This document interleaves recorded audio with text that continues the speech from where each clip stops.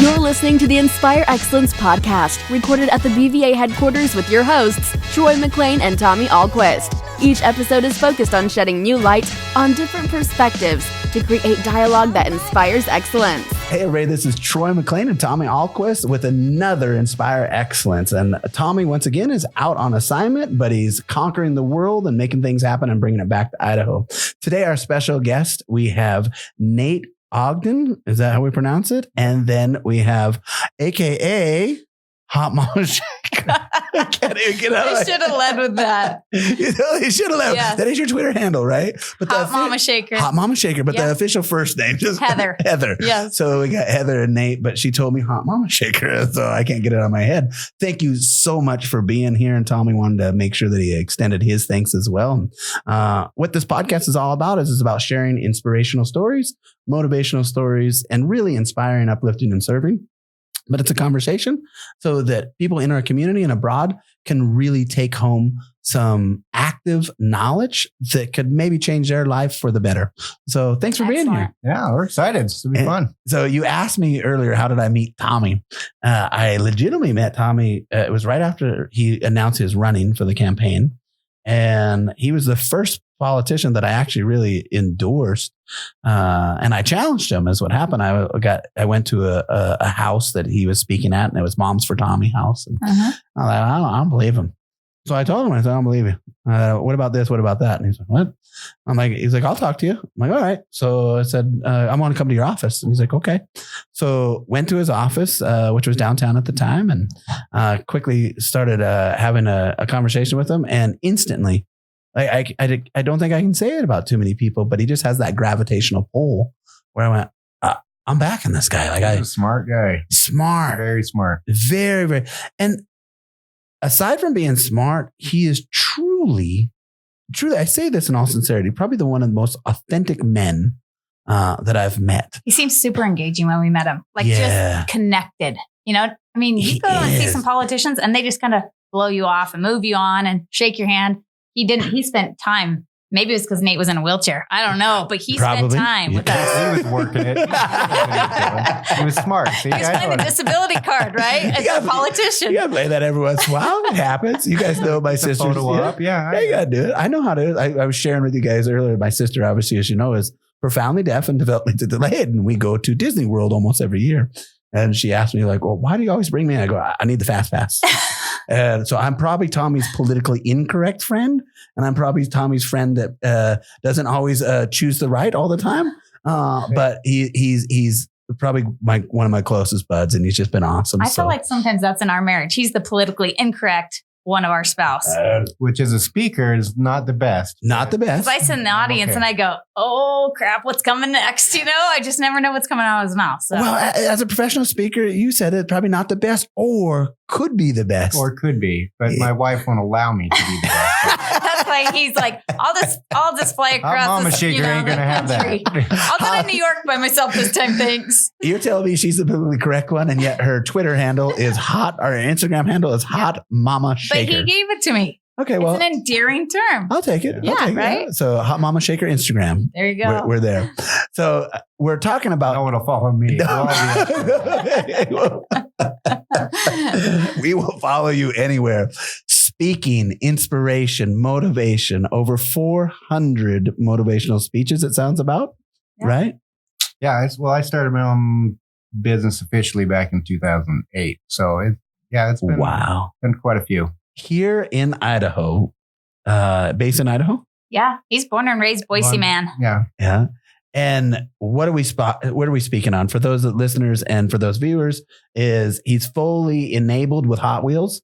He's got the fast tracks on him. And so they're hub and spoke as well. So he can go faster than most of us, but look cool. But a lot of people look at me, I mean, not everyone can see this, but because I'm in a manual wheelchair, everyone thinks I'm a paraplegic when actually I'm a quadriplegic. I'm paralyzed from the chest down. Okay. I can't move my fingers or my triceps.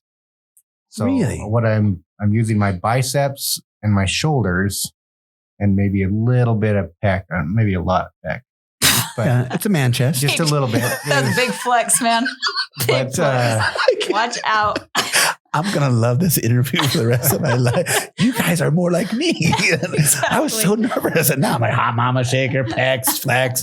This is great. So yeah, Tommy's missing out. He is. 18 years ago, I broke my neck snow skiing. My wife's from Bend, and we were over there for Christmas. And 3 days before Christmas, I came off a jump wrong, 30 feet in the air, landed on my neck and shattered my neck and was paralyzed. And that fast was completely paralyzed everywhere. Were you with him? No, my brother was with him at the time. She was out shopping. And it's Christmas time. Yeah, gotta do it. So you gotta do. So yeah, that rocked her. We'd been married for 4.5 years. And we had 2 little kids, a little 2-year-old and almost 1-year-old. Yeah. And just a little young family. And that life hit you square in the face there. Yes. And everything became real really, really fast.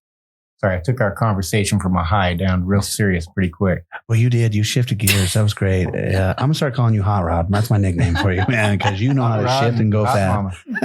There you go. So 18 years ago, up skiing with your brother-in-law, come off a jump, having a great day.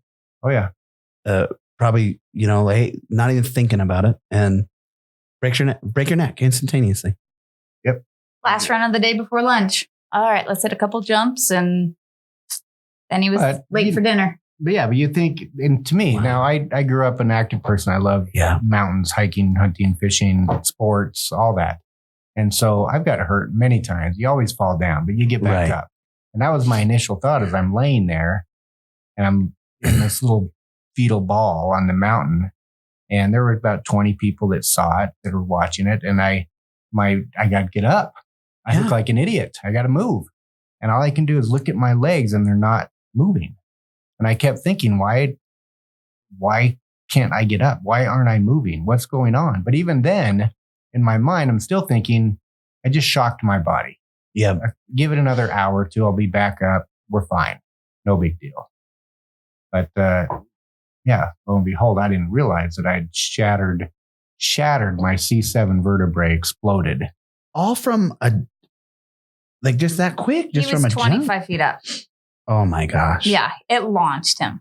And came down, landing on my neck and my body coming down on top of me and just exploded it. And the days after, you're still in shock? What walk me through that. I remember getting to the hospital and x-rays, and then they gave me some medication to kind of go to sleep. Yeah. And I don't remember the next 3 days. I guess I woke up.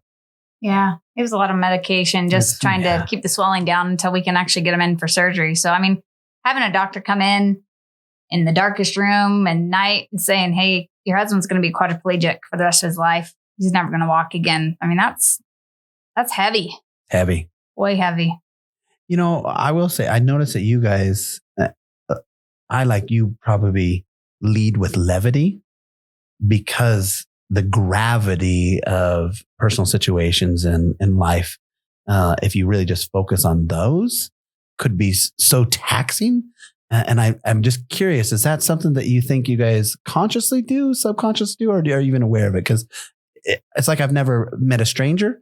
You guys, I feel like I've known you for 20 years, but we're levity. Yet here's this gravity of you're 4 years married. He shatters his neck. He's a quadriplegic. Mm-hmm. Is that something you guys use? It is, I think, a blessing. Yeah. I think it's something we have to work at. But it's funny how I hear all the time, oh my gosh, you guys are so busy. Oh, you've had so much tragedy in your life. You have so many challenges. How are you not weighted down? And I'm just like, I don't see it as that, because I think the things we're focused on are such joy in our lives. We are surrounded by amazing people and we have amazing kids. We had 2 more girls after his neck break. So we were kind of just like, whatever society is going to tell us, you're going to get a divorce no matter what. It's just going to happen. Yeah. 80% of people or more get divorced. And we're kind of like, screw you. We don't want to get a divorce. We're going to fight. We're going to make this work. And you can't have any more kids because you're paralyzed. And we're like, we're going to figure out a way to do it. And we have 2 more kids. How does the paralyzed guy have more kids? Yeah. Oh, you just made Troy blush. Almost. Stop. Dude. I'm supposed to be interviewing. You guys are the reverse. It's quickly went to a different class. But I will say this. It's audio, not visual. Yeah, well, that's true. It's audio, not visual. It is true, though. If we start to focus on the negative, we'll find the negative. If we start to focus on, and you use the word blessing, and by the way, just for me, I'm unapologetic to tell you guys I'm Christian. I'm unapologetic when I say America is God's greatest country on God's green earth. I do not apologize for that. Heavenly Father, when I say thanks, I look up. When I ask what needs to be fixed, I look in. So when I heard you say blessing, man, I agree with that for sure. Yeah. And it really is finding those blessings, not those, like that bastard this or that. You're blessed with the opportunity to be able to overcome the odds and find grace and find a new lifestyle. It really is an adventurous lifestyle. You can name it. Give me a name. Yeah, give me a name. Exactly. That's right there. That was good. Well, see, I tried to pull it back. And we're not going to say it wasn't hard. Yeah. I mean, that next year was extremely hard. Sure it was. We didn't know if I would even get out of bed again for a little bit. And I'd actually been paralyzed enough with that one that they had a halo on me screwed into your skull and they had a ventilator hooked up to my throat. So I couldn't talk for a little while. So it could breathe for me. And as we kind of get through that, and my wife, I have no clue how she did what she did from her aspect of it, of as a young mother with 2 little kids to all of a sudden be, I don't know if my husband's going to live. Yeah. How am I going to provide? How am I going to pay the bills? How am I going to take care of the kids? How do I do all this? That all happened that first night in like about a 3-hour time period with me on my parents' bed, just bawling it out, talking it out, because we were home for the holidays, right? Yeah. We were at my parents' house. And so just to sit between them and just say, what am I going to do with my life? But it was so weird because by that next morning, the words came to me, we believe. Yeah. And I was like, we're doing this. So I got out a red piece of paper and I wrote, we believe on it. We took it down to his hospital room and I'm like, this is our motto, man. You're jumping on board. You're doing it. Cause I mean, he went from a collegiate soccer player to not walking, right? And not only not walking, but we don't even know if he can get off a ventilator. And so we just pushed forward with that. We even have it as our license plate now, as we believe, just because we were kind of like, we got to do this. We can do it. And if you think I call it a kind of belief and then post belief. When you hear those stories, at least for me, I remember saying, oh, those dudes are weird. Those dudes are crazy. Until you meet someone that has went through those experiences. And I'm guessing this, but you probably wouldn't have written out we believe. You'd probably went, that's a little weird. Now you're like, of course we do. Oh, yeah. Like that's just, coming through that tunnel, that proverbial tunnel going, no, we got this. But it's still scary. Every day you have to choose. Yeah. Every day. So wow. That next year, we worked really hard. I say we because it wasn't me. Yeah. It was a team effort with our family. And we were surrounded by good people. And so I actually got back most of my upper body and my legs were just starting to move a tiny bit. We were doing a lot of different therapies and whatnot. My hands were like at 90%. Yeah. We're getting strong and I was, I'd started working full time again and our lives were moving forward. And in my mind, I will walk again. Yeah. I may not be able to run up and down a soccer field, but I will walk around. Because we believe, we're moving forward. That's right. I'd never even questioned either of our minds. And I think you have to have everyone on the same team, whether in your family or your office, whatever it is. Everyone's got to be on the same vision, the same page or nothing.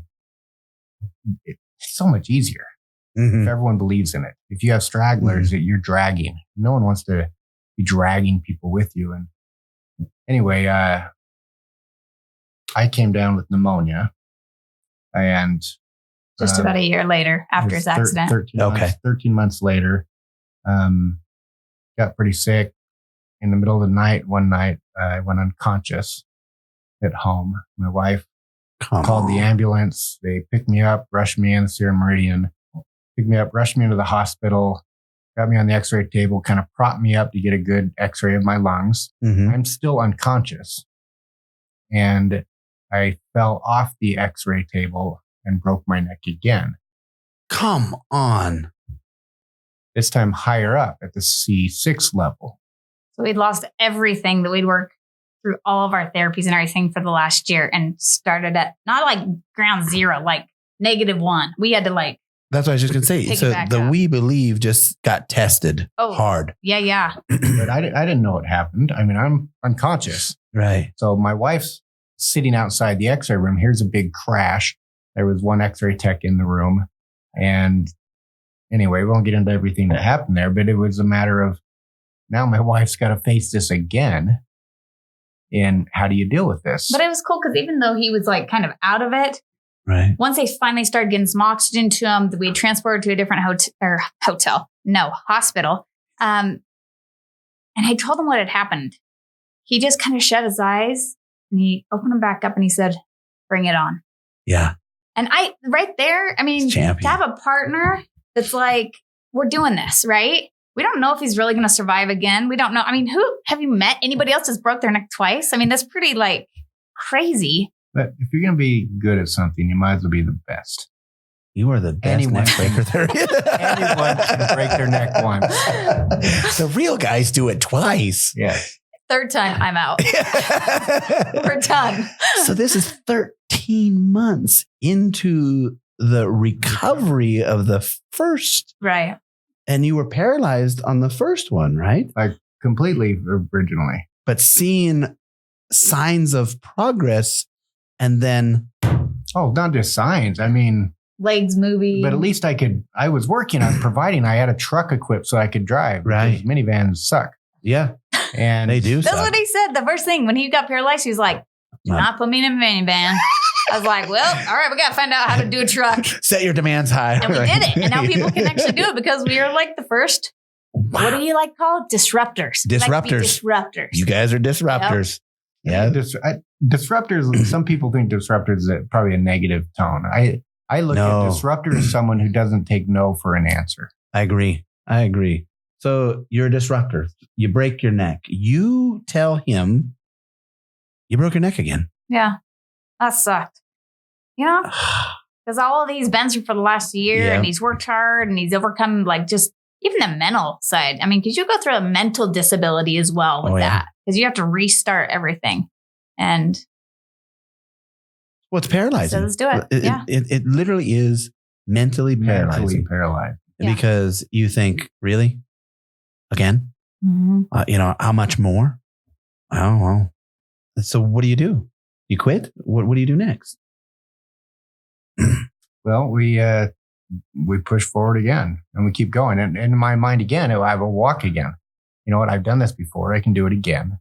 But after a couple of months with hard therapy, I realized my fingers aren't moving it. Yeah.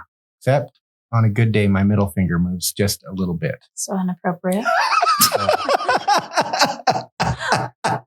We'll figure out what to use that for. But I can use that one sometimes. Seriously, I'm like, are you only practicing the middle finger? Or? So it kind of worked. What do you think, dog? He's a bird lover, everyone that are listening. He's a bird lover. Yeah. So, and that's I think where you talked about mentally paralyzing. It was hard mentally, but it wasn't until I realized, oh crap, you know what? All these things in my mind that I have pictured from a standing position aren't going to happen now. Yeah. Technology's not there. Medicine's not there to get me walking. And I will not be able to take my son up fishing in the Upper Mountain Lakes out of McCall like my dad taught me. Yeah. That's not going to happen. I'm not going to be out there running around with my kids, teaching them how to play soccer. I'm not going to be able to hold my wife's hand and walk on the beach with her. It's not going to happen. And that hit me hard, like really hard. And even though I think I was still a involved dad, I coached my kids' soccer teams. I went to choir concerts. I did stuff. I kind of went into my own, I guess I was depressed. But I didn't realize it. I'm not going to admit I'm depressed. You kidding me?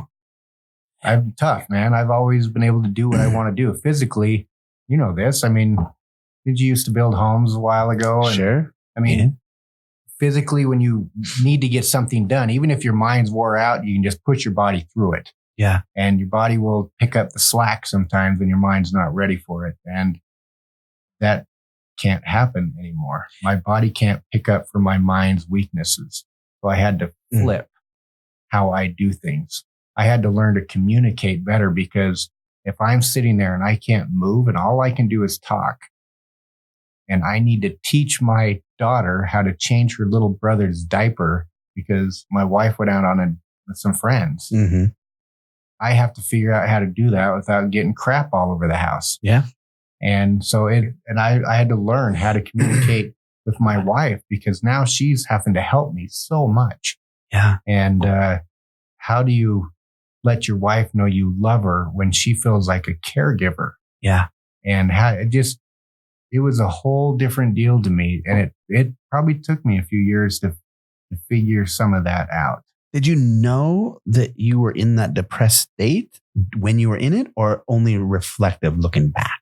I knew that I was struggling. Like I wanted, like that's when I was like trying to start the speaking business. And I'm like, you know what? I'm not going to be able to do the stuff I used to do, but I probably could do this. And I go into my office, all pumped up at home, ready to work. And 5 hours go by and I'm like, I haven't done anything. What happened? Where did all that time go? And so I knew something was happening, but I wouldn't admit it. Maybe I didn't know it fully. Yeah. As men, Tommy and I have talked about that, and the listeners and viewers out there, we got this predefinition of what this, manly man is. I grew up hunting. I grew up fishing. Yeah. We run mountain lions with our dogs, and like that. That's everything. And then as men, your first time you face limitations, or what I call mortality. Mine was I had a heart surgery last year. Now, 2019. And there's no way. There's just no way. I'm an active jiu-jitsu guy. I'm this, I'm that. But when that first time you face that, I agree with you that it's back to that almost debilitating moment, because you're like, I'm weak, I suck. But what I can see in you and what I hear from you and what I've read about you is you've retrained your brain to just see a different way of accomplishing a better outcome than what you thought was it. Because ultimately you're a better communicator. We don't like change. I mean, how many people really like change? Most people are scared of change because we like our comfort zones. We like what we're used to. And we've had to learn that change is a good thing. And usually, almost always, even if it's a very negative thing that takes place, you end up better off in the end. Yeah. But it takes a while to figure that out. And I think for us, we've had 2 neck breaks, but we've had a lot more health issues. I've fallen over backwards and cracked my skull in 2 places. I had bleeding in the brain, and hematomas. We've had hit by a drunk driver.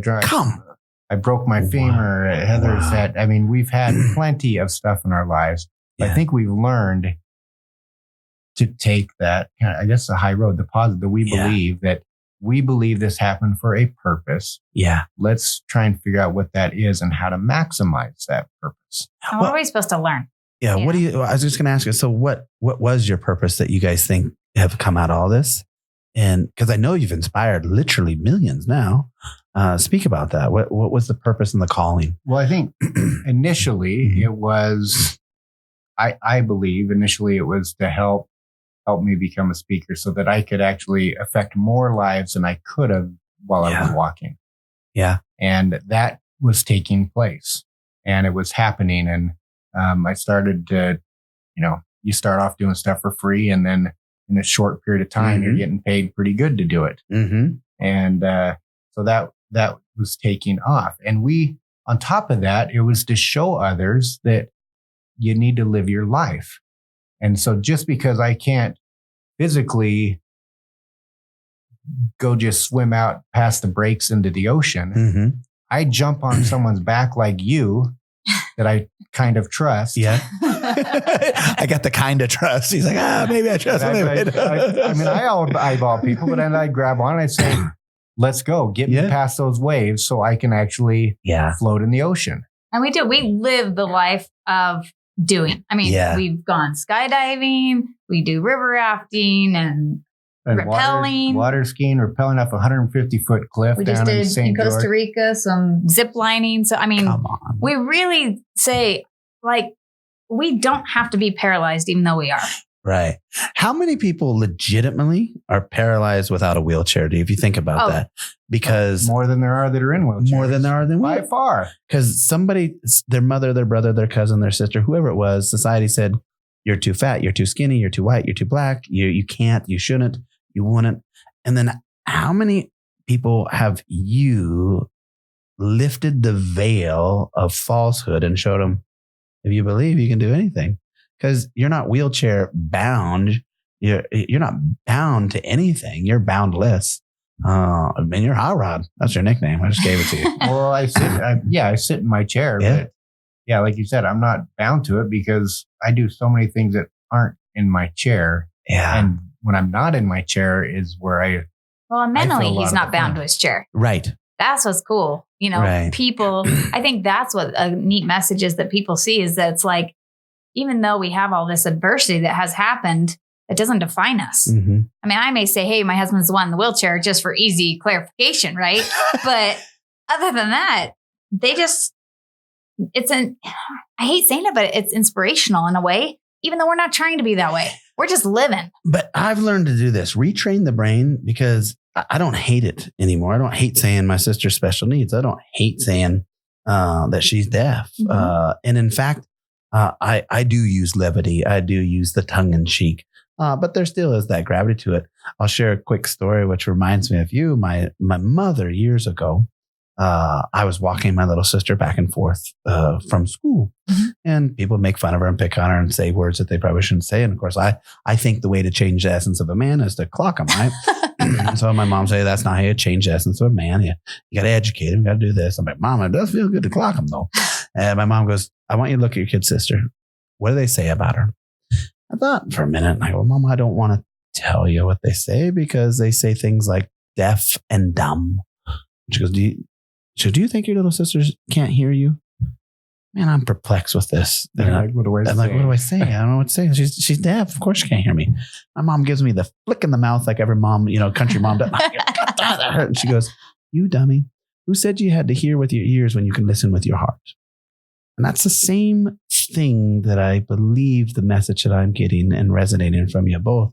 Who said that you had to be bound to a wheelchair when you just really need to break the shackles of your brain? Yeah. And the blessing was you broke the shackles from your brain and realized you're boundless. I think why we don't do things is because of fear. I don't care what excuse you come up with. It all boils down to fear. Mm-hmm. You're scared of something. And it's usually the fear of the unknown. Yeah. Because you don't know what's going to happen. And so you're not willing to take that risk. So what if this doesn't work the way I want? Yeah. And we kind of look at it as but if it does?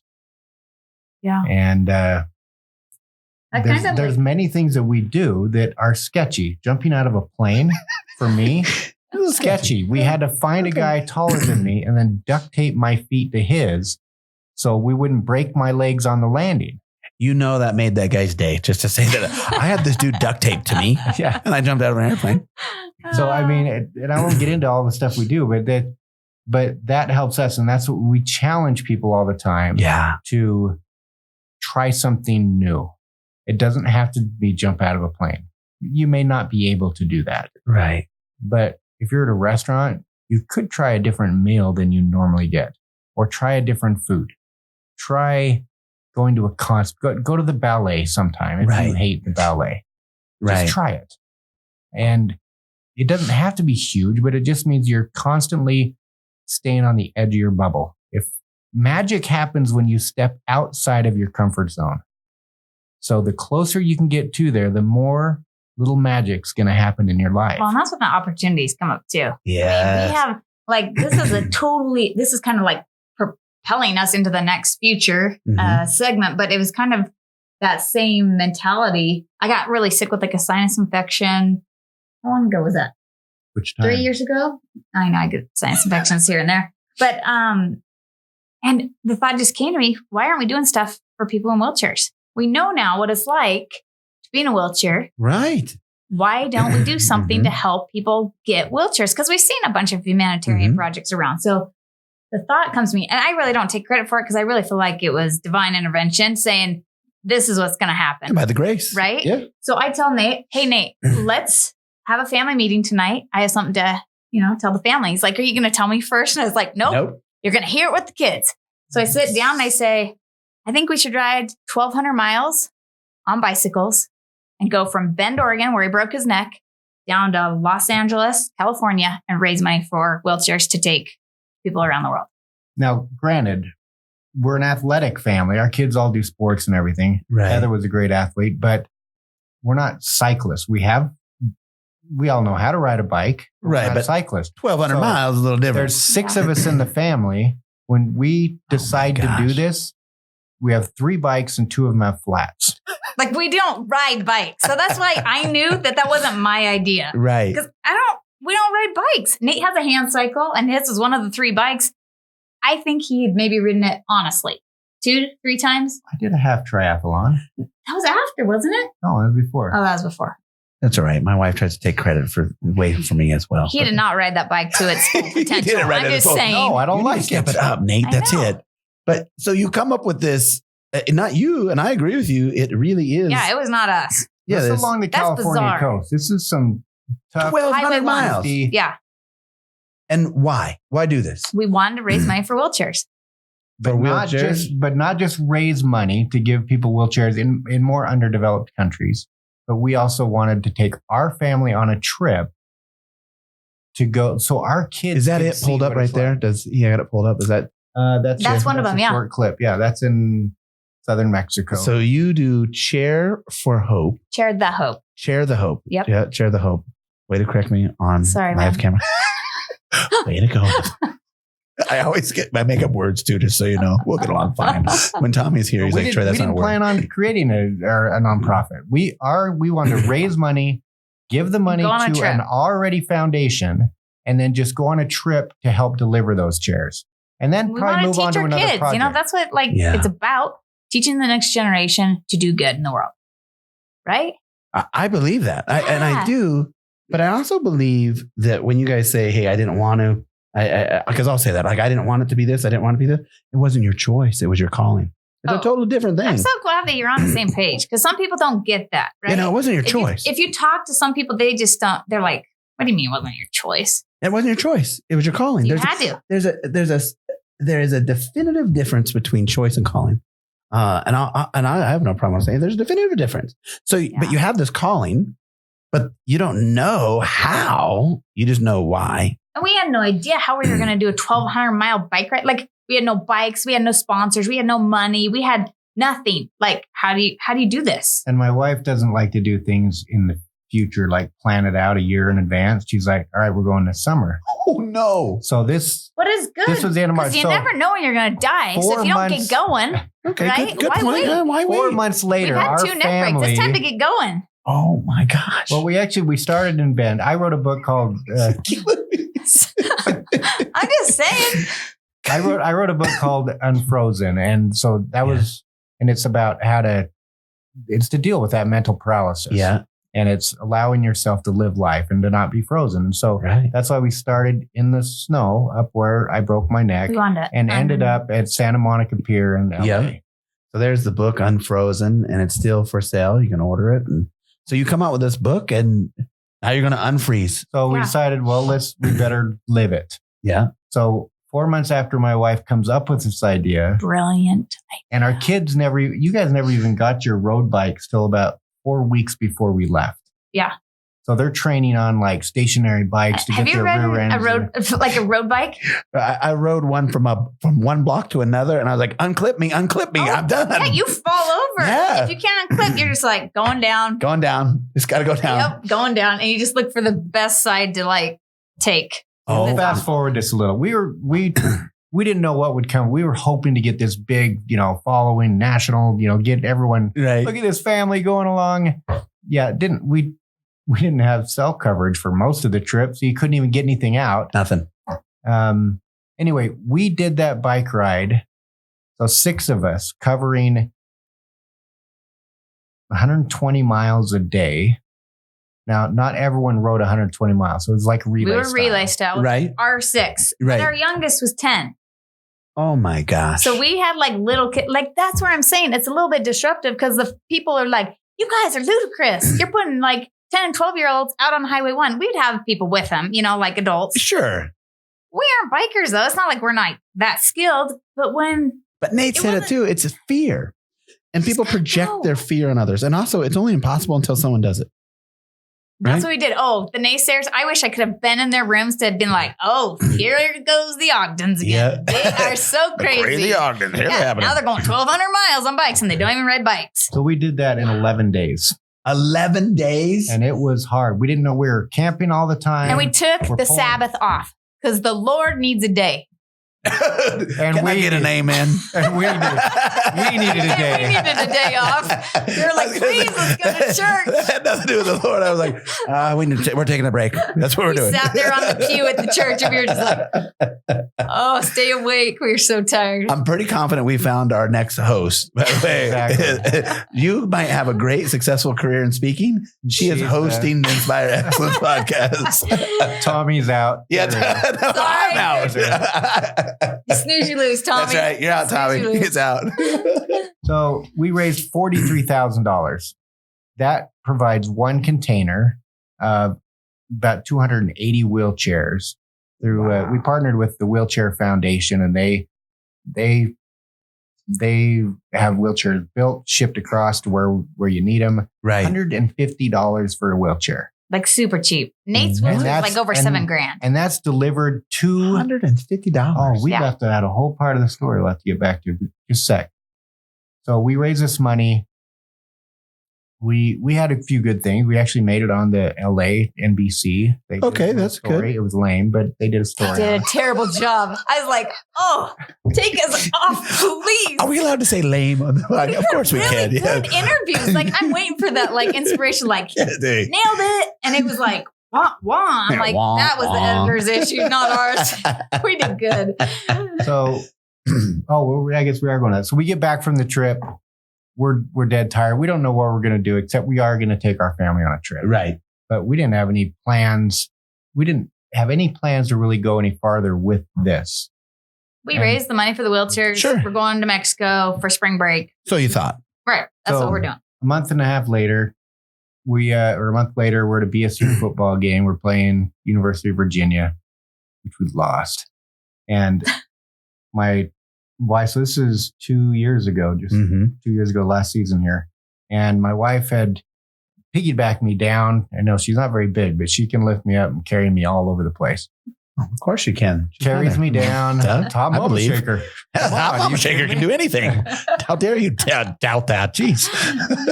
So she piggybacks me down to some seats and we watch the first half of the game. Like pain. I deal with a lot of pain. And so we're like, we're going to take me back to my chair. So she piggybacks me back up the stairs, come around the corner, and my chair is gone.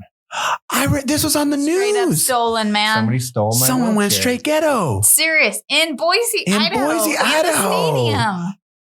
There's probably some, drunk college kids that were like, oh, it looks fun. Made sense at the time. Yeah. But the problem is I'm standing now at the top of the stairs with my husband on my back going, now what? I remember this though. This made big. Oh yeah, we were on the news like every viral. night with every station. It was a little crazy. Oh my gosh! Yeah, and we laughed. I mean, what are you gonna do, right? Yeah, we're like, well, who steals a wheelchair? Obviously, somebody. We'll interview that person next. It had some cool wheels on it. I mean, let's not knock it, right? It's Hot Rod's chair. That's Come true. on, it's worth money. Autograph series. Yeah, I was gonna say if it had an autograph, it'd be worth more. But what it did was when she's holding me up there and we have no place to set me. Right. And she's starting to shake a little bit. And I felt something that I hadn't felt for a long time. Because in America, if you want to get a wheelchair, you'll get a wheelchair. Maybe not your 30,000 electric when you want. You can get a chair. In other countries, many other countries, there's 100 million people in the world that need a wheelchair. 100 million. Good God, Freeze. And most of those, the only way they get around is by someone carrying them.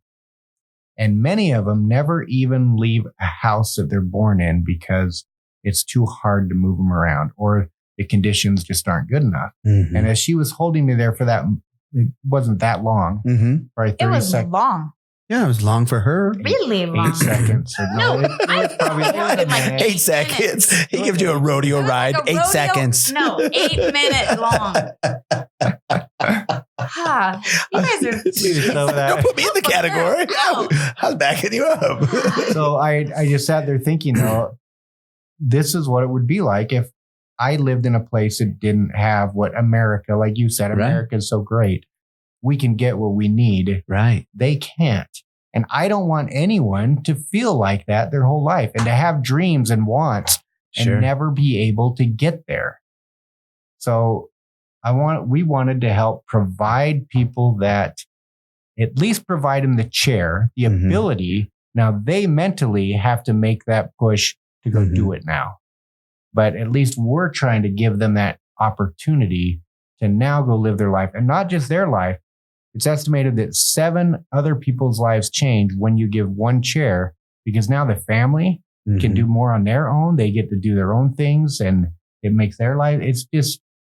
And that's how Chair the Hope got And so started. we decided we needed to start. So that is the precipice of Chair the Hope. Oh, yeah. I mean, the community surrounded us. They went on search parties for it down the river area, around the campus. We never found the chair. It's gone. I thought a fisherman would snag it here the year after. I'm pretty confident that if some of my relatives have found the boys that took the chair, the boys are no longer around either. Just not that that's the right thing. I'm not promoting that. I'm just saying. The police were awesome. Yeah. Boise was awesome. We felt very, very loved.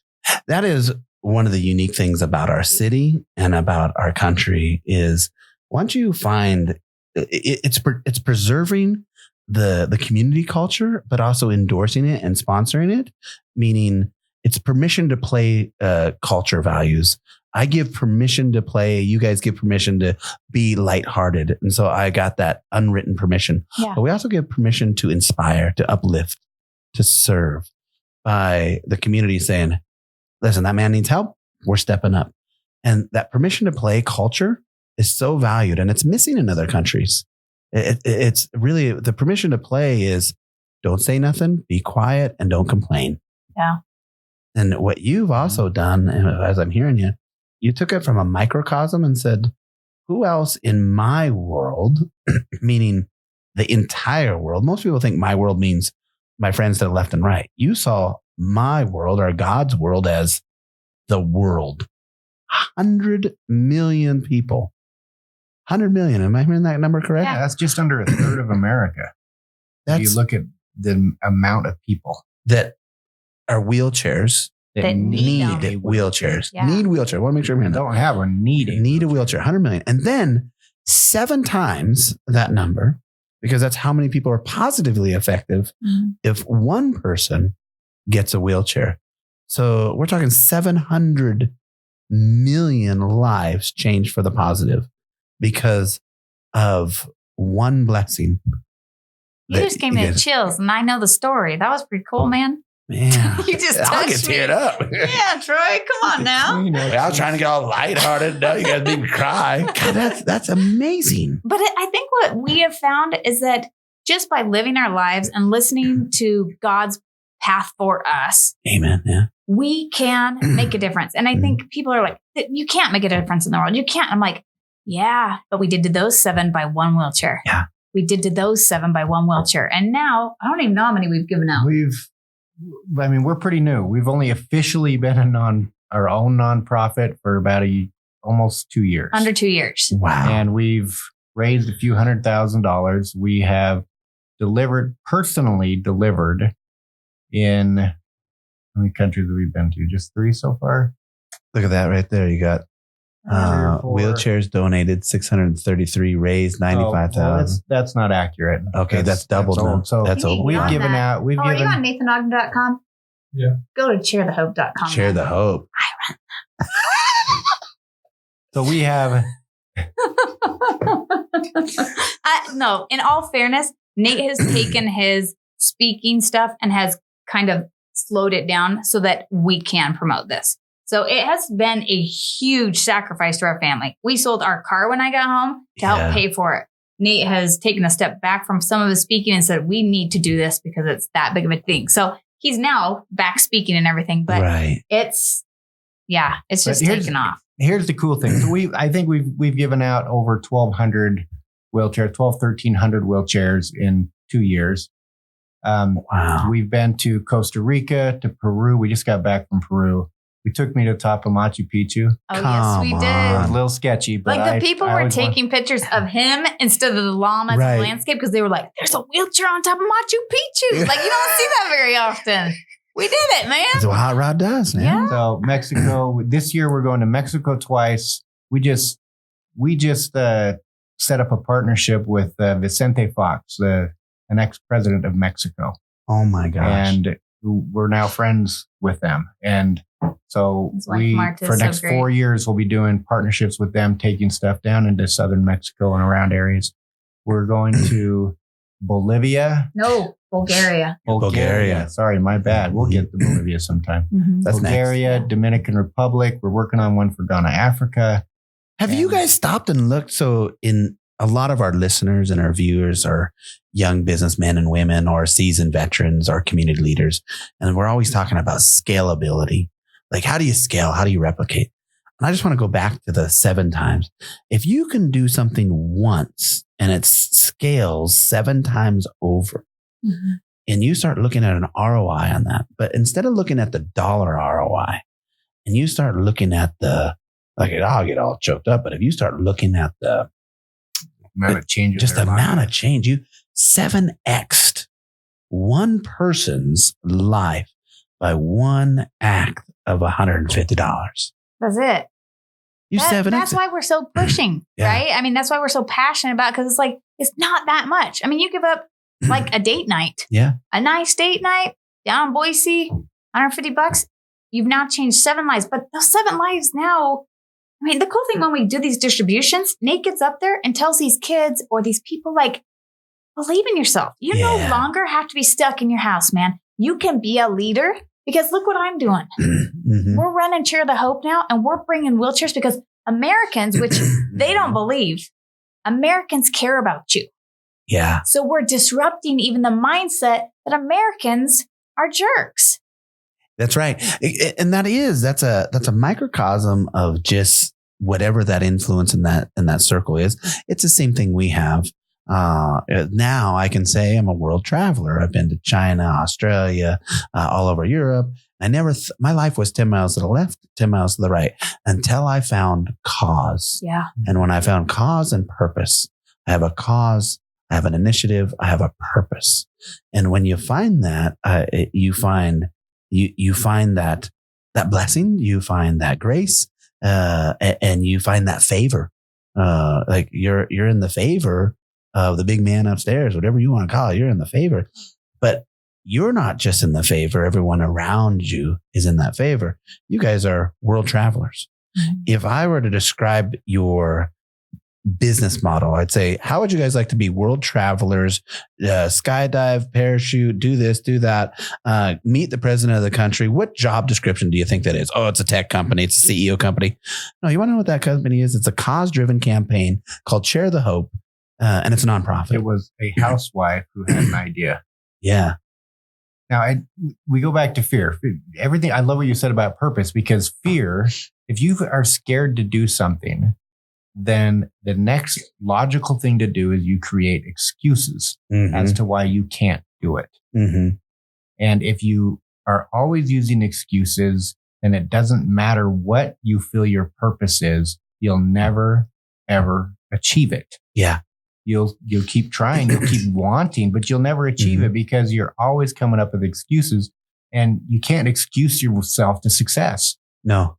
You have to deliver. And one thing we do, we don't want it to just be us going to do this. So part of our mission and what we do is we want everyone to be a part of this. We want you to experience. We want you on a trip sometime. So it depends on where we're going, but usually 20 to 35 people with us. And we go down and we do a 2-part deal. We do a humanitarian trip. So for usually 3 days, we're delivering wheelchairs and you're giving out hundreds of wheelchairs. So, I mean, you're putting wheelchairs together. You're lifting people up, setting them in their first chair ever, and watching little kids like push around and a smile on their face. And then we try and do other humanitarian deals while we're there. And then we go have fun. Yeah. We go to the beach, we go 4-wheeling, and we go to see the cities, and we do all these fun things. So it's a humanitarian trip and a vacation together that you can take your family on, you can take your spouse on, you can go by yourself.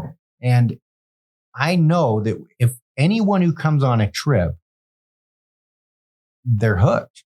Sure. There is no going back. Well, that's always their favorite part is the wheelchair distribution. Yeah. Not sitting on a beach anymore. It's not, it's not just lackluster vacation.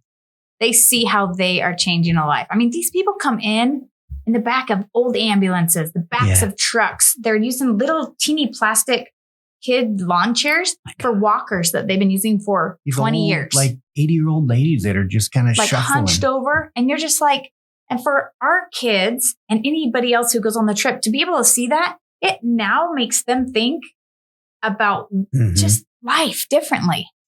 So it's such a more complex thing besides just a $150 wheelchair. And they don't see it at first. It's a cliche thing, but you can't explain it. You got to experience it. You have to. I mean, we have great videos. We have great stuff that show it all, but doesn't capture it until you're in the moment. No, nothing really does until you're there. Like I can watch a war movie, but I have no clue what it's like to have bullets flying around my head. One of our volunteers came with us to Peru. He's a big, tall guy, and I could see him over in the back corner, and he was just crying, whoa, touched. And I turned to him and I was like, hey, John, I need you to come pick up that boy and put him in his first wheelchair. And you could just tell he was just honored. Yeah. How do I have the privilege to give somebody mobility and hope for the first time ever in their life? It's unexplainable. I've shared this on the podcast before, and with Tommy, there's what I call RIP and REAR, and I got it from the military guys. RIP and REAR is an acronym. Rank has its privileges, and rank has its responsibilities. But we also reframe the brain because it's a privilege, like you said. It's an honor to help that first person be able to experience boundlessness, that we take for granted. Yeah. Right. And I think that's probably why we have the passion for what we do, because we know what it's like to have everything ripped from us. Yeah. We know what it's like to not only break our necks once, not twice, be hit by a drunk driver, me have a traumatic brain injury, all this stuff, and say, we're still here. Yeah. There's a purpose. Have you ever stopped and asked yourself, what would happen if you weren't blessed with the ability to break your neck? And I'm being honest. Hands down. What would happen? Communicate. Where would we be? Where would you be? Mm-hmm. You are probably living a life that you wouldn't have lived had this blessing, because it's retraining the brain and seeing them as blessings. And I want to go back to something you said. Fear. Everybody equates fear to jumping out of an airplane. What about the fear of communicating with your beautiful bride? How many relationships go 10, 20, 30, 40 years? Because I have fear of hearing what she's going to say. If I say I'm scared, if I say I don't want to. But I still deal with that. Yeah. There's still things I'm hesitant to say to my wife. I would be very scared of her, just so you know. I'm giving the dirtiest look right now ever. I'm glad to hear someone else say that. Oh my gosh. She never believes it when I tell the kids. I don't want to ask her, guys. You do it. They're drawn straws. So awkward. You go do it, Johnny. You do it. No. But yeah, we still have those Nate, but I like that you say it because ultimately you have to face them. Mm-hmm. I'll use this analogy because you're bringing it up, and I do say it's a calling. Everybody thinks that life is a road because they hear, hey, just stop, just do this. No, we're not on a road. We're on a river. And there's no stopping. When you're on a river, you choose the path and you take it. You don't get to say, I don't want to go down those rapids. You're going to go down them no matter what. And you don't go backwards. And you don't go back. You can't stop. Don't look in the past. You can't look in the past. Mm-mm. And so you guys, what you did is you oared in and you rode forward. I threw Nate in. And then Nate's like, come on, let's go, kids. Let's go. We got to do it anyways. Yeah, that's what Mom she said. says, let's go. Mom says, jump on the raft. What? How do we? Because it's not like at the Payette where you're driving up there, heading up to Loman or something, and you can see the guys sitting over there analyzing where all the rocks are, and you don't get to see. You don't. That. You don't get to sit back and look and analyze. You get to, oh crap! I see a big rock. Do I go right or left? Left, and you have no clue what's beyond that. That's right. You go as far as you can see until you can see further.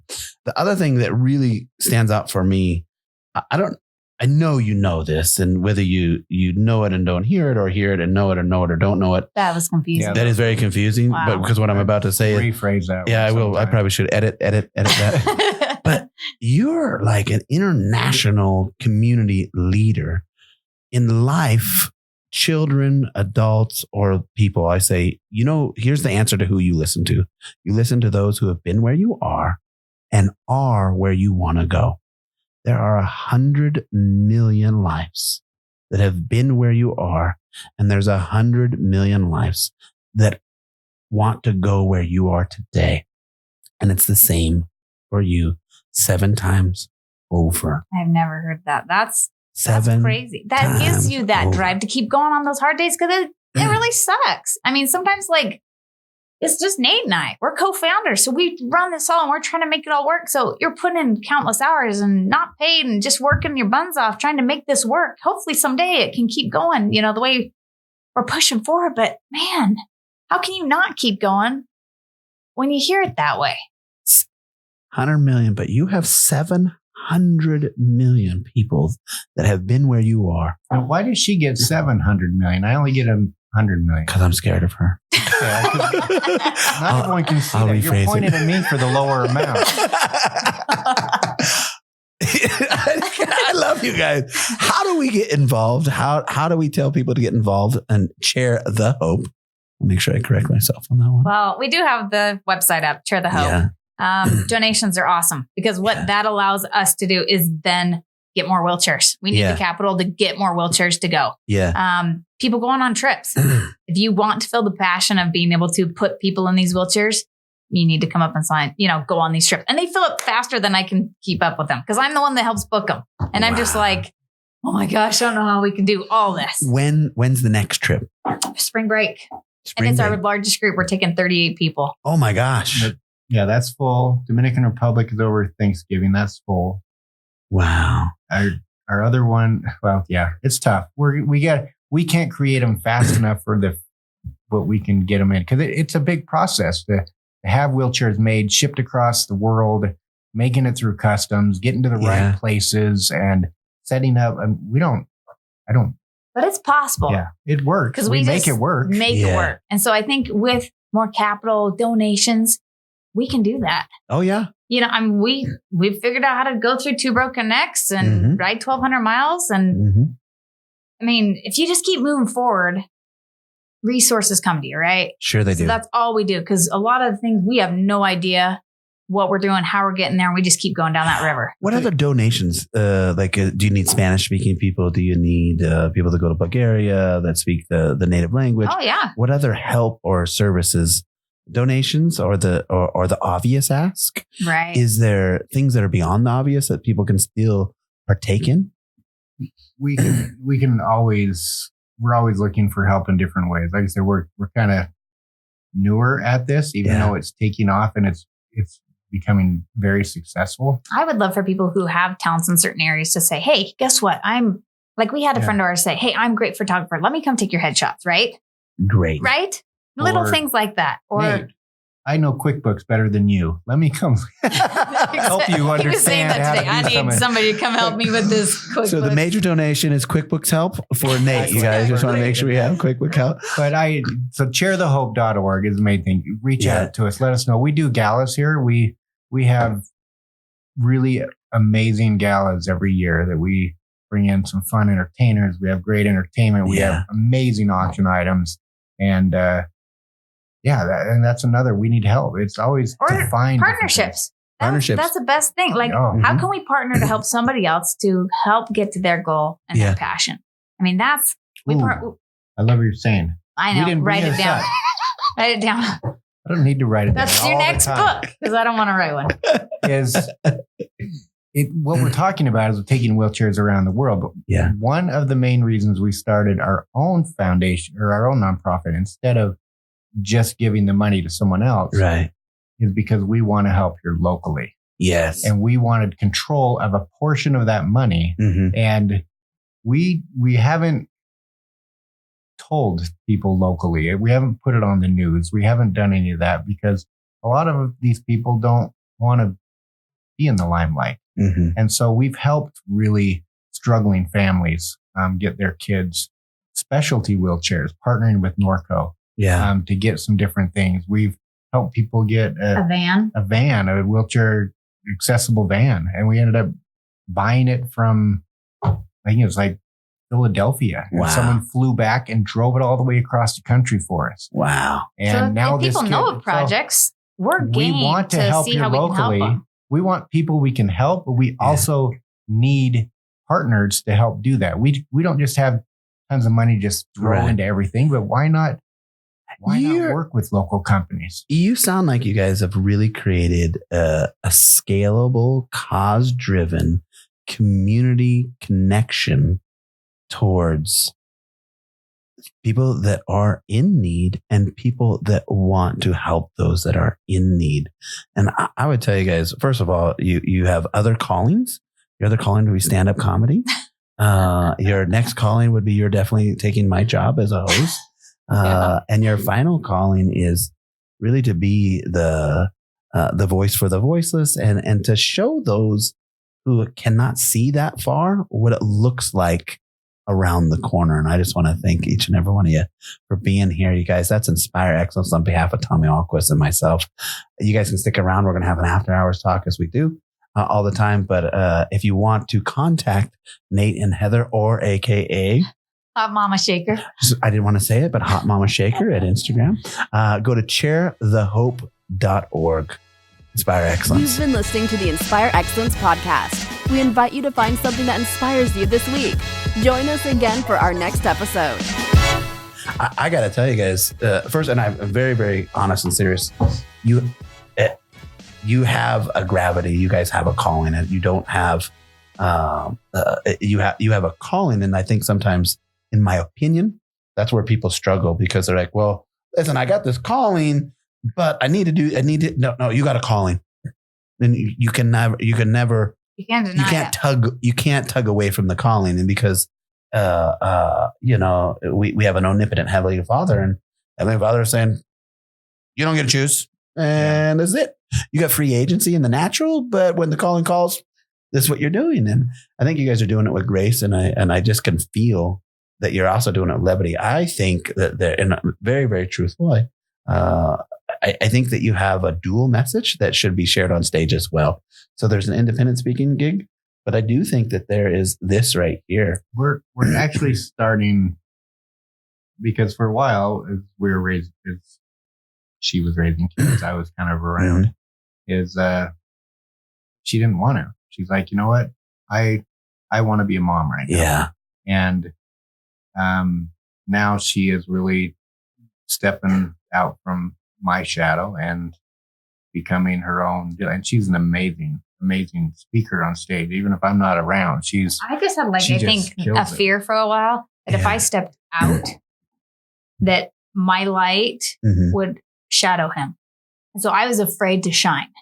And so what I realized the last few years is that we both have different lights. Yes. They can both shine and hit other people in different ways, but it doesn't mean that we're going to shadow. But that was my fear because I was like, my job here, he survived 2 broken necks. I got to help him be productive and, make him because he fought through it. But I realized our lights both can shine and people pick up different rays in different ways. What's interesting when you say that my beautiful bride of 18 years, same thing. And so here's my light.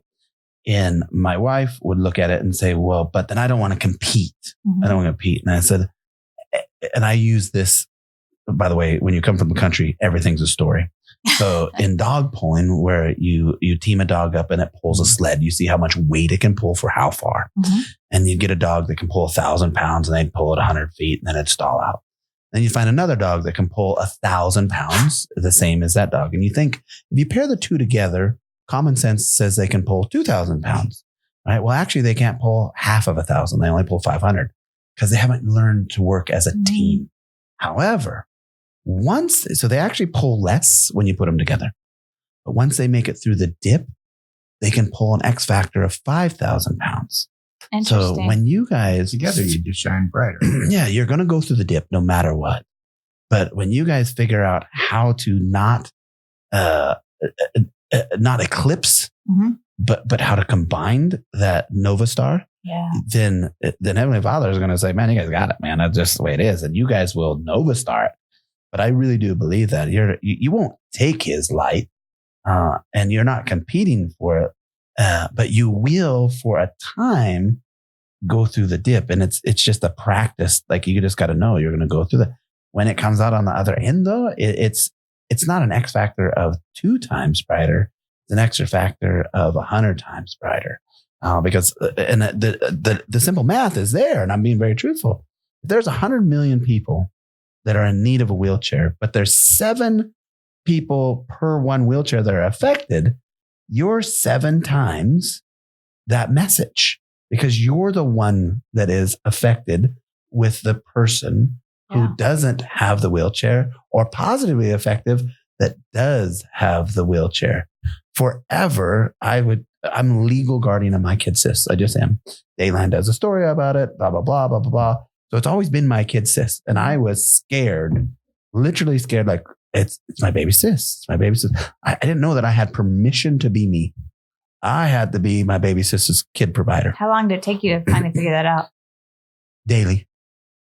I wake up every day and I'm an addict to the submission of that role. And I have to go, that mindset. And every day I wake up and I get through it halfway through the day and go, I'm doing right. I go to bed and I go, man, I'm not taking care of my kid sis. I'm not doing this. I wake up in the morning and you got to do it again. Choice, right? We were talking about it in the truck on the way over. It's every day making a choice. Every day. Consciously making a choice. Every day. And I will tell you this, and I tell people, listen, about once a month I go into fetal position. I cry. I just do.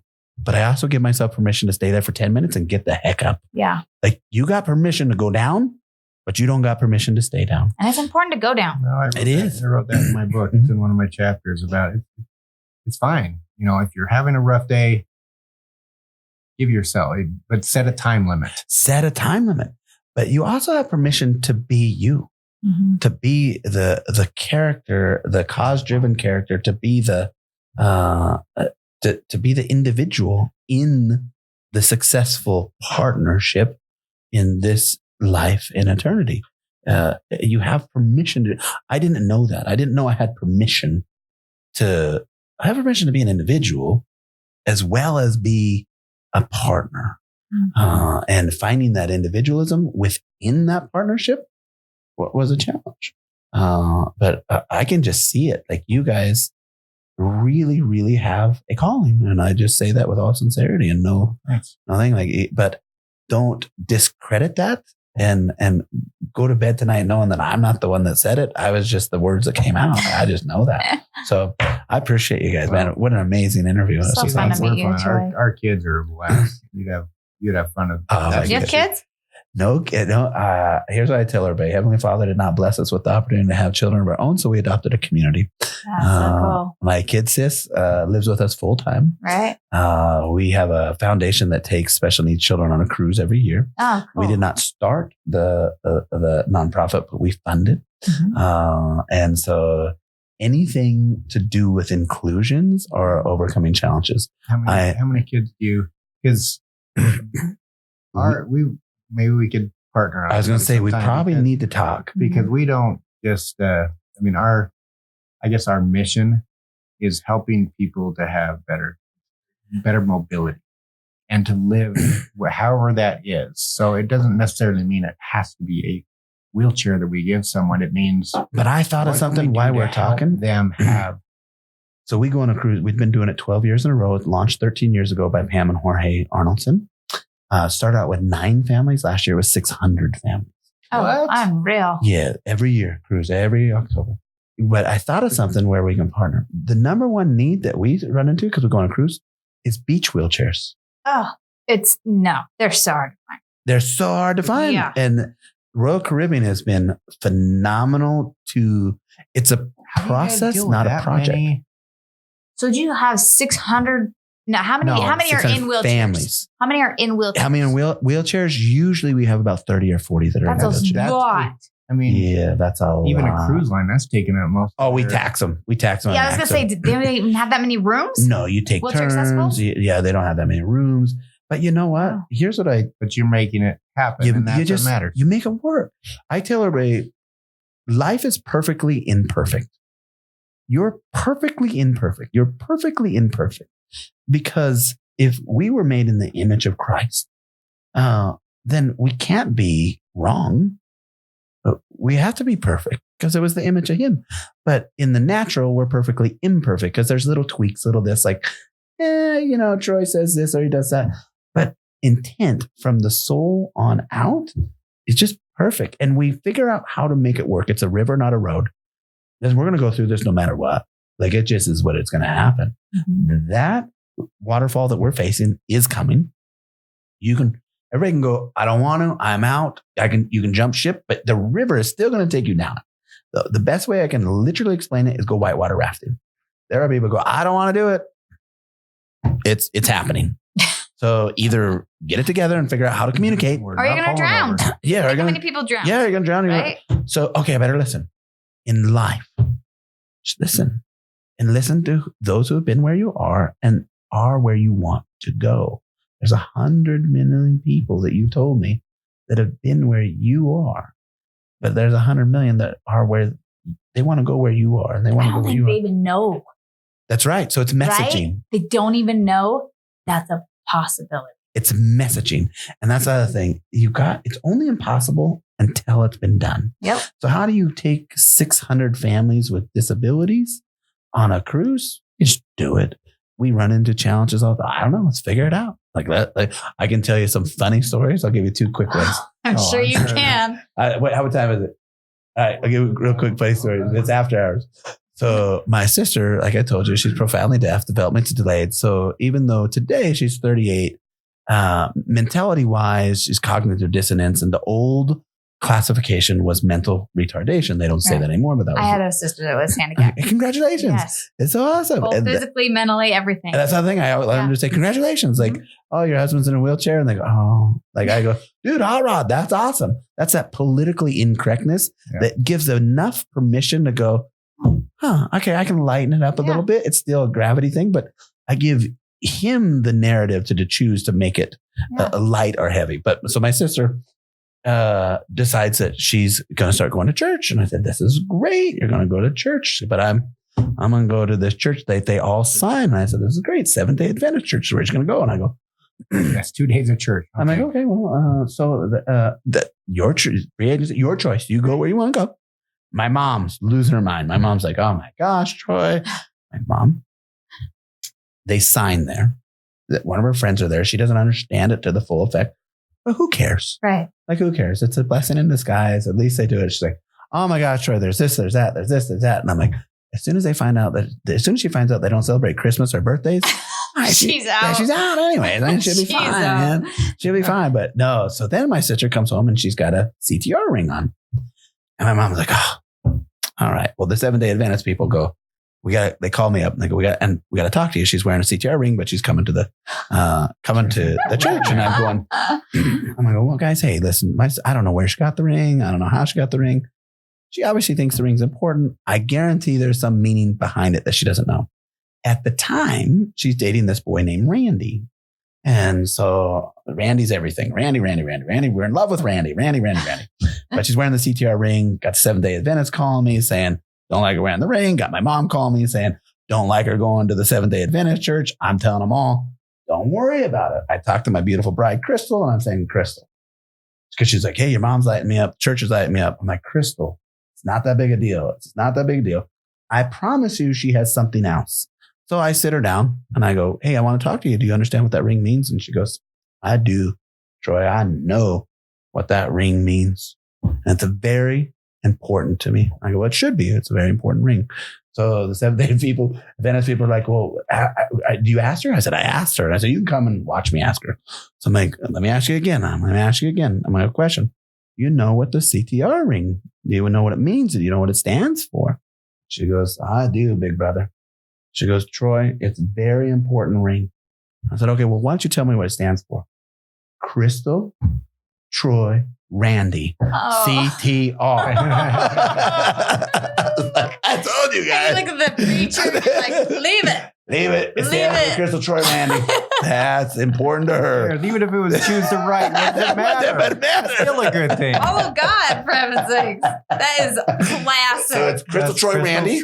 Until we broke up with Randy. And now we don't have a, no, I go, we got to date another guy with an R. That's right. File that off. Get a dog. Yeah, get a dog. Name him Mar. Some Mar. You got to learn to just, my point being is you just take it, light and where it goes. If truth is here and truth is, here and truth is up there, then it's the presentation that we may question, never the intent. Quit judging people. Yeah, like quit judging people. Just, you know what? Some jerk cuts you off on the road. He may be a jerk. Yep. He may be rushing to the hospital because his wife's in labor. That's right. You never know. So it's so much easier to think that way, though, because then you don't get stressed. That's right. You never let it go. I mean, let it roll. Yeah. It's not bugging him. It's bugging you. Leave it behind, man. Let it roll. Yeah, hot rod, I would say that. I seriously would. I'd just say, come on, guys. And roll on down the road. Roll it on down the road. Just get it done. So I can say that good. You can say that literally. Yeah, you can say that literally. And I do confirm with you, though, there is an aura of scariness over here. I don't want to really like it's intimidating. It's intimidating. I'm threatened by my job and everything. Stop it. I need to go hang out with your wife, I think. You better not let Tommy listen to this. No, dude, I'm out. This will not air. I just want to it's not going to air. He's going to cut just this camera. All right, guys, let's get out of here. We sure appreciate Thanks, Troy.